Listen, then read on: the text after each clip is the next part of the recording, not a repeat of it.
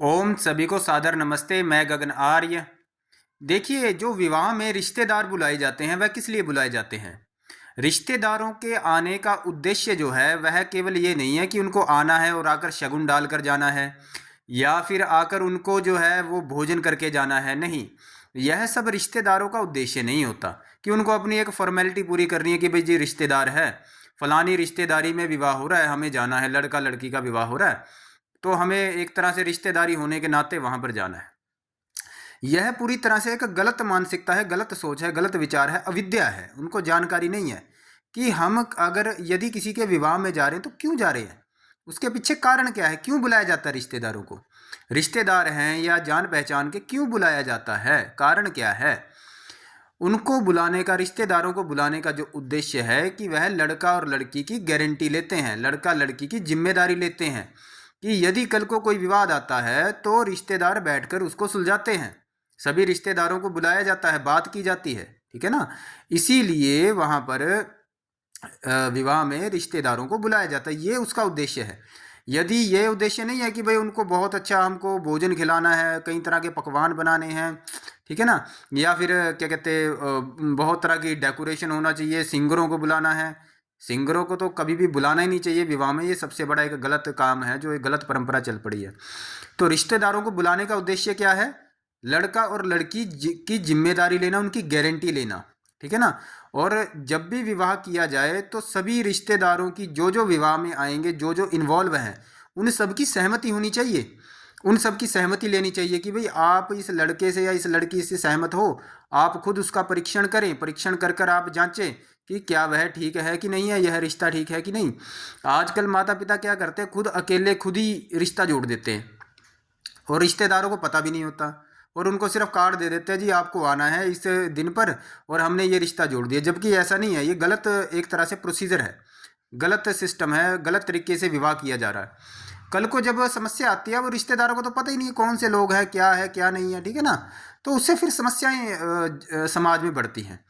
इसीलिए कोई भी रिश्तेदार है, यदि आप उसके विवाह में जा रहे हो तो आपको पहले लड़का लड़की और उसके परिवार को परीक्षण करना पड़ेगा, उनके रिश्तेदारों का परीक्षण करना पड़ेगा और देखना पड़ेगा कि वह ठीक लोग हैं कि नहीं, धार्मिक है कि नहीं, वैदिक विद्या है कि नहीं, भोजन ठीक है कि नहीं, सात्विक है या नहीं, आचरण ठीक है या नहीं, परमात्मा को मानते हैं या नहीं, सुबह कितने बजे उठते हैं। यदि 4 बजे के बाद उठते हैं तो वो लोग ठीक नहीं है, सात्विकता नहीं है, उनके अंदर तामसिकता है, लोग कभी ठीक नहीं हो सकते वो, ठीक है ना। तो सब कुछ परीक्षण करने के बाद ही लड़का लड़की की विद्या, क्योंकि रहना लड़का लड़की को है, ठीक है ना, उनकी विद्या का, अत्यधिक विद्या का परीक्षण किया, वैदिक विद्या का परीक्षण किया जाता है। ये नहीं कि उन्होंने स्कूल कॉलेज में क्या पढ़ाई लिखाई की है, उसका रिश्ते नातों से कुछ लेना देना नहीं है स्कूल कॉलेज की पढ़ाई का। वैदिक विद्या जो गुरुकुल की पढ़ाई है, जो शास्त्रों की पढ़ाई है, धर्म की पढ़ाई है, परमात्मा की पढ़ाई है, ये सबसे ज़्यादा होनी चाहिए। जितनी ज़्यादा लड़का लड़की के अंदर वैदिक एजुकेशन है उतना ज़्यादा उनका वैवाहिक रिश्ता अच्छा चलेगा, ठीक है ना। और जितनी ज़्यादा सिर्फ स्कूल और कॉलेज की पढ़ाई लिखाई है, वैदिक पढ़ाई लिखाई नहीं है, तो वो रिश्ते का उसका कोई भरोसा नहीं है, वो जीरो है एक तरह से, ठीक है ना। तो इस बात का विशेष ध्यान रखें। रिश्तेदारों का काम क्या होता है, रिश्तेदारों का काम होता है लड़का लड़की की गारंटी लेना। और लड़का लड़की की गारंटी लेने के लिए सबसे पहले रिश्तेदारों से पूछे और उनसे सब तरह की सहमति ले लें कि आपको यह रिश्ता कैसा है, पसंद आ रहा है कि नहीं आ रहा है, ठीक है ना। और कल को यदि कोई विवाद होता है तो रिश्तेदारों जो है उनका, उनकी जिम्मेदारी बनती है कि वह उस विवाद को सुलझाए, ना कि कोर्ट कचहरी में धक्के खाए। कोर्ट कचहरी में धक्के खा रहे हैं, बताओ, छोटी सी बात के लिए पुलिस के पास पहुंच रहे हैं, बताओ, फिर उसके बाद रिश्ते टूटते हैं, ठीक है ना। ये एक गलत प्रोसीजर है जो चल पड़ा है, ठीक है। कोर्ट कचहरी और पुलिस में कौन लोग बैठे हैं, वो एक तरह से आपका शोषण करने के लिए ही बैठे हैं, आपसे पैसे खींचने के लिए बैठे हुए हैं। वो कोई आपको मुद्दा आपका सुलझाने के लिए थोड़ी बैठे हैं, वो कोई आपके परिवार को बसाने के लिए थोड़ी बैठे हैं, ठीक है ना।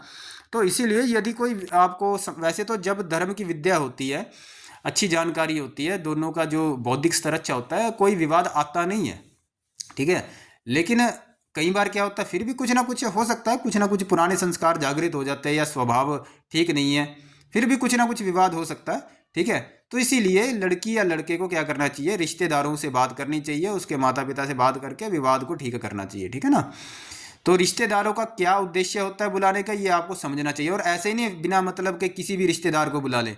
जब देखो कोई दूर का रिश्तेदार है जी उसको भी बुला रहे हैं, कोई फलाना रिश्तेदार है जी उसको भी बुला रहे हैं, अरे भाई ऐसे रिश्तेदारों को नहीं बुलाना, अनपढ़ रिश्तेदारों को नहीं बुलाना, जो अनपढ़ हैं, जिनको वैदिक विद्या नहीं है, ऐसे लोगों के साथ रिश्तेदारी नहीं रखनी है। जो शराब पीते हैं, ठीक है, बीड़ी सिगरेट पी रहे हैं, किसी भी तरह का व्यसन है, मांसाहार कर रहे हैं, ऐसे लोगों को विवाह में नहीं बुलाना है, ऐसे लोगों के साथ रिश्तेदारी नहीं रखनी है। ठीक है। तो उन रिश्तेदारों को बुलाना है जो धार्मिक है, विद्वान है, वैदिक विद्या है। ऋषि दयानंद जी भी कहते हैं, जिस परिवार में, जिस रिश्तेदारों में विद्वान लोग नहीं है, वहां पर रिश्ता नहीं जोड़ना चाहिए। ठीक है ना। अनपढ़ लोग हैं, वहां पर रिश्ता नहीं जोड़ना चाहिए। जहां पर अनपढ़ लोग रहते हैं, अनपढ़ लोगों के साथ कभी रिश्ता नहीं जोड़ना चाहिए। कम पैसा है, उनके पास धन कम है, तो रिश्ता जोड़ लो, कोई दिक्कत नहीं है। लेकिन अनपढ़ता है, विद्या की कमी है, विद्या से गरीब है, तो रिश्ता मत जोड़ो कभी भी।